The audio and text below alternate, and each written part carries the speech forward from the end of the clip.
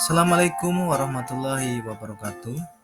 Pada pembahasan sebelumnya, kita telah mempelajari mengenai definisi desain grafis dan software pendukung desain grafis.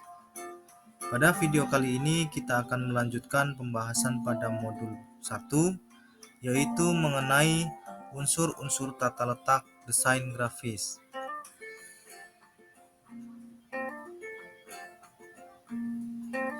Seorang desain grafis harus dapat memahami unsur-unsur tata letak untuk mempermudah dalam penyusunan hierarki visual atau visual hierarki. Hierarki visual yaitu pengurutan prioritas informasi maupun unsur-unsur tata letak yang ingin ditampilkan dari yang paling penting hingga yang kurang penting. Sehingga desainer grafis dapat membuat desain grafis yang baik, meliputi komposisi yang menarik, proporsional, dan pesan tersampaikan dengan baik kepada audiens.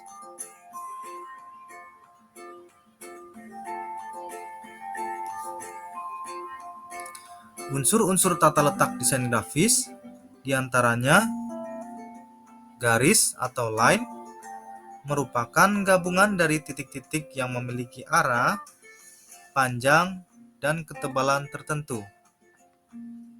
Ilustrasi merupakan unsur tata letak dua dimensi yang bertujuan untuk memperjelas suatu maksud dan pesan. Tipografi merupakan suatu ilmu dalam memilih dan menata huruf dengan pengaturan penyebarannya pada ruang-ruang yang tersedia. Warna merupakan unsur tata letak yang paling menonjol dalam menarik perhatian. Pemilihan warna yang kurang tepat dapat menimbulkan kebingungan, kurang terbaca, serta merusak komposisi yang sudah disusun. Gelap terang. Dalam adanya unsur gelap terang, sebuah visual akan terlihat lebih dramatis sehingga dapat menambah kesan bagi yang melihatnya. Tekstur. Tekstur biasanya digunakan untuk menguatkan karakter sebuah bidang. Yang terakhir adalah ruang atau space. Ruang merupakan jarak antara suatu bentuk dengan bentuk lainnya.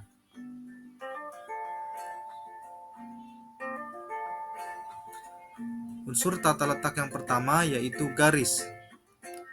Garis pada desain komunikasi visual, penggunaannya berbeda dengan garis pada gambar teknik atau gambar kerja.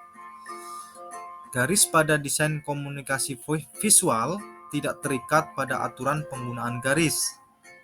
Garis merupakan elemen visual yang dapat digunakan di mana saja dengan tujuan untuk memperjelas dan mempermudah pembaca. Selain itu, garis dapat dijadikan fantasi visual agar pembaca terkesan dengan suatu desain. Pada penyusunan tata letak, garis digunakan sebagai pembatas kolom, margin, variasi, atau sekedar mengisi ruang kosong.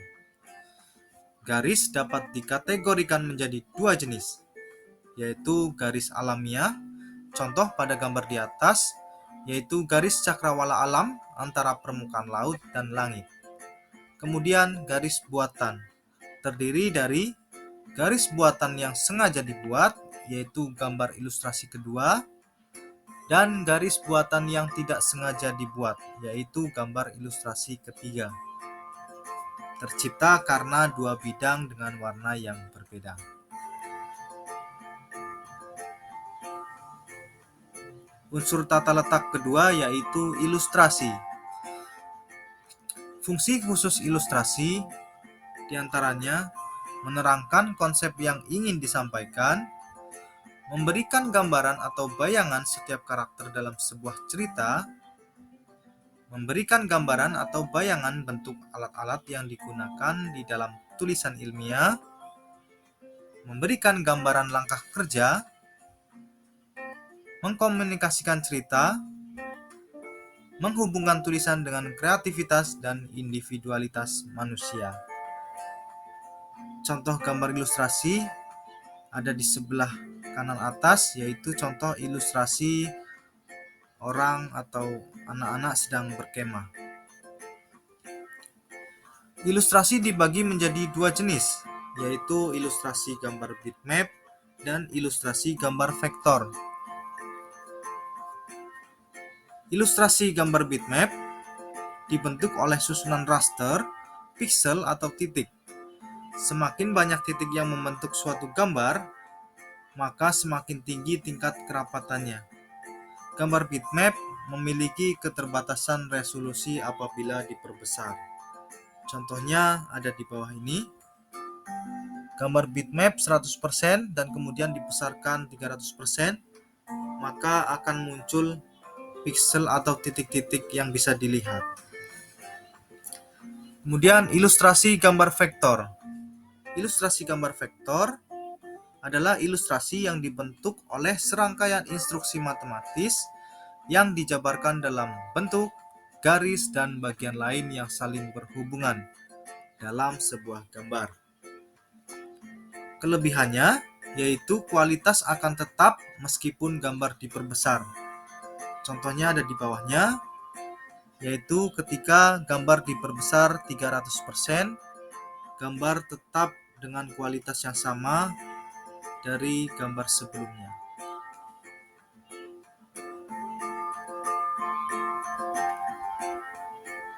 Unsur tata letak yang ketiga adalah tipografi. Ada beberapa hal yang harus diperhatikan, yaitu tipografi dalam proses penyusunan tata letak sebaiknya tidak dipahami sebatas memilih jenis huruf. Tipografi lebih mengarah pada cara mengorganisasikan huruf. Pengorganisasian tersebut tidak sebatas memilih jenis huruf yang cocok untuk headline, subheadline, body copy, logotipe, dan sebagainya. Tetapi, pengorganisasian yang dimaksud meliputi pengaturan jarak antar baris, antar huruf, antar kata, spasi, termasuk memastikan bentuk atau anatomi huruf yang sesuai dengan tema pesan. Tipografi dibagi menjadi 5, yaitu tipografi huruf berkait. Biasanya ada di fonts Roman atau serif. Kesan yang ditimbulkan dalam tipografi ini adalah klasik, anggun, lemah gemulai, dan feminin. Kemudian tipografi huruf tak berkait. Biasanya ada pada font sans serif. Tipografi tipe ini memiliki kesan yang ditimbulkan yaitu modern, kontemporer, dan efisien. Kemudian berikutnya tipografi huruf tulis atau Latin. Biasanya tipe-tipe font script seperti Comic Sans dan sebagainya. Kesan yang ditimbulkan pribadi, tradisional, informal, dan akrab. Tipografi monospace. Biasanya jenis hurufnya adalah Courier dan Lucida Console. Kesan yang ditimbulkan formal, sederhana, futuristik, dan cenderung kaku. Kemudian yang terakhir adalah tipografi dekoratif. Tipografi jenis ini biasanya ada pada font Magneto dan Old English MT. Kesan yang ditimbulkan mewah, bebas, dekoratif, dan ornamental.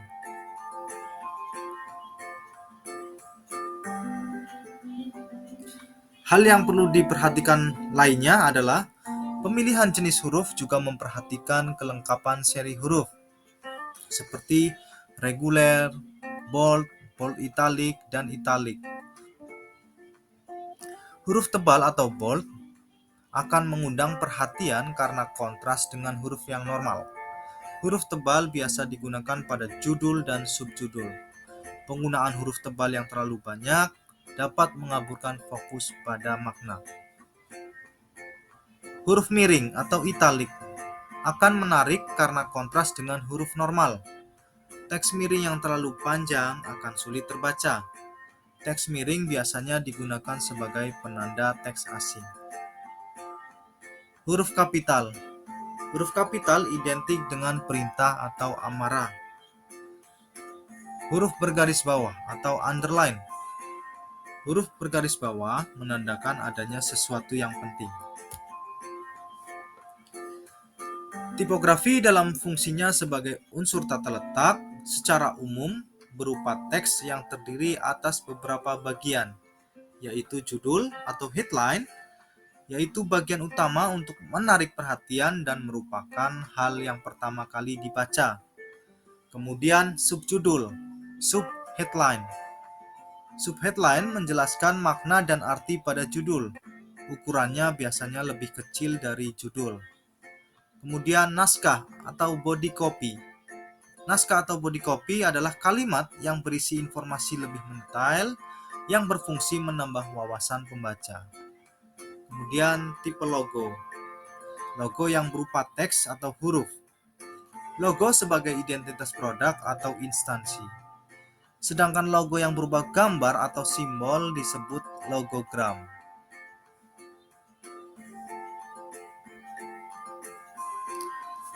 Unsur tata letak yang keempat yaitu warna. Di sini ada gambar palet warna.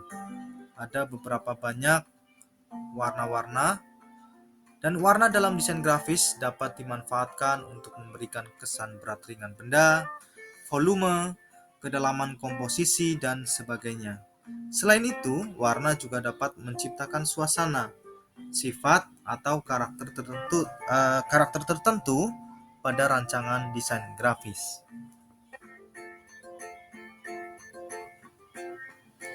Unsur yang kelima adalah gelap terang.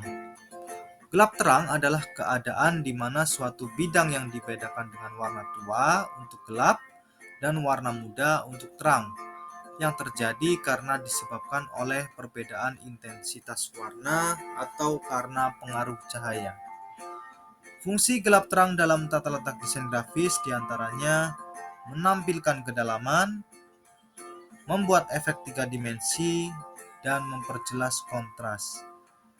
Berikut di bawah adalah contoh pemakaian gelap terang.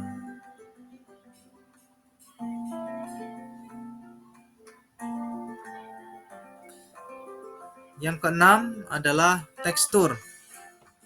Fungsi tekstur dalam tata letak desain grafis diantaranya memperkaya kenikmatan visual, dapat dipakai untuk memvisualkan objek, dapat membangkitkan perasaan untuk meraba, dapat memperjelas kesan adanya ruang. Bisa dilihat dari template presentasi ini, ada ballpoint, kemudian ada tekstur kayu di belakang buku, dan ini memperkaya kenikmatan visual, kemudian dapat memperjelas kesan adanya ruang, dan contoh dipakai untuk memvisualkan objek. Sini ada gambar, tekstur kain, tekstur kayu, dan sebagainya. Yang terakhir adalah unsur tata letak ruang atau space. Di dalam ruang akan dirasakan tinggi rendah, panjang pendek, jauh dekat, kosong padat, besar kecil, dan sebagainya. Dengan menghayati sebuah karya desain grafis, maka akan timbul ruang-ruang di dalamnya. Dengan adanya benda atau unsur garis pada sebuah bidang, maka akan terlihat adanya ruang. Misalnya, ruang yang ada di sekeliling benda, ruang yang terbentuk dengan adanya garis di sekelilingnya, ruang di sekitar teks, dan ruang adanya bidang dengan warna-warna tertentu, dan lain-lain. Dalam proses pembuatan sebuah karya desain grafis, memerlukan ruang untuk menempatkan komponen grafis seperti gambar, teks, dan sebagainya. Namun jangan sampai menghabiskan ruang desain. Ruang kosong bukan berarti ruang yang tidak bermanfaat atau ruang yang harus diisi. Justru, ruang kosong termasuk dalam komponen desain grafis. Dengan adanya ruang kosong, Sebuah desain grafis dapat lebih mudah dicerna dan fokus sehingga lebih komunikatif dan menarik. Ruang kosong dapat dimanfaatkan sebagai pemisah, seperti pemisah antar kolom koran. Dengan ruang kosong dapat memberikan penegasan pemisahan antar kolom pada teks koran. Selain itu, juga dapat memberikan kesan lapang dan rapi. Ruang kosong juga berarti ketidakberadaan teks ataupun gambar. Namun, bukan berarti tempat yang terbuang sia-sia. Jadi, ruang kosong tidak berarti atau bukan berarti tempat yang terbuang sia-sia. Ruang kosong dapat berarti bahasa tersendiri dari desain yang dibuat. Ruang dapat dibedakan menjadi dua, yaitu ruang alamiah, terdapat di alam, kemudian dibatasi benda-benda alam, dan karena pengaruh cahaya seperti pada pemandangan alam. Kemudian ruang yang diciptakan. Ruang yang diciptakan dibagi menjadi ruang interior dan eksterior, kemudian ruang yang timbul karena penempatan warna, jarak gelap terang, dan teks. Kita lihat contohnya ruang alamiah dan ruang yang diciptakan. Baik, gambar pemandangan ini adalah contoh ruang alamiah. Ada gambar pemandangan, di sini ada ruang, ada rumah, kemudian ada padang rumput, dan sebagainya. Kemudian ruang yang diciptakan. Ruang yang diciptakan ada dua, yaitu ruang interior eksterior. Ini adalah contoh ruang interior, gambar dapur. Kemudian ruang yang diciptakan karena penempatan warna, jarak gelap terang, dan teks adalah gambar yang ketiga. Di sini ada contoh poster.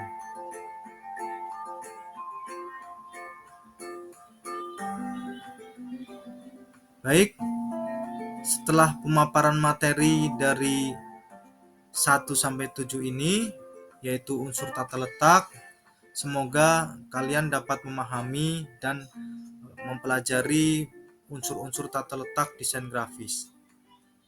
Untuk pertemuan selanjutnya, kita akan membahas mengenai unsur tata letak, yaitu warna. Baik, sekian dulu materi video dari saya. Wassalamualaikum warahmatullahi wabarakatuh.